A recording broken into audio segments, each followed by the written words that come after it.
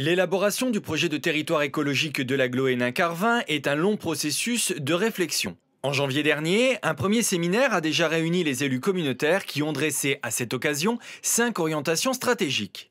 Un deuxième temps de travail a eu lieu en avril. L'idée, c'est d'aller plus loin. Et c'est d'aller plus loin aussi en élargissant le groupe de travail des élus communautaires à la société civile.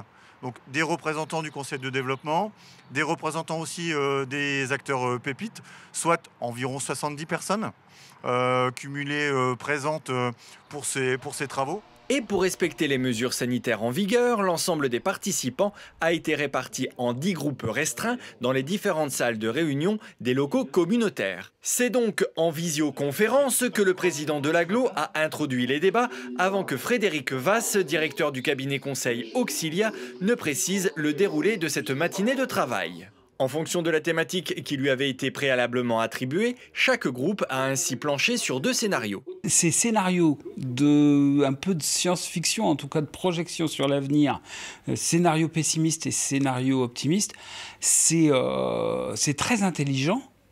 Parce que ça nous projette, ça nous guide, tout en nous laissant beaucoup de possibilités d'intervenir. Je trouvais ça assez intéressant. Je trouve que ces choix de faire scénario optimiste et pessimiste sont pertinents puisqu'ils nous permettent de mettre en avant des idées qui seraient possibles à effectuer et ce qui serait, je dirais, catastrophique pour le territoire. La mixité des groupes, réunissant à la fois des élus communautaires et des représentants de la société civile, a également permis d'enrichir les débats. Et la discussion était assez décontractée, j'ai trouvé, très intéressante, puis un vrai échange où vraiment on se pose des questions, on se triture un peu la tête. Et je trouvais ça assez chouette. J'ai participé au débat, j'ai amené ce que je savais. J'ai proposé également des idées, des mesures qui faisaient plus ou moins l'unanimité. Et nous, comme on est dans un domaine vraiment très particulier qui est la culture, je me disais qu'on avait peut-être un angle d'attaque, un angle de vue qui n'était pas exactement les mêmes que celui des autres. La contribution, elle est plutôt à ce niveau-là.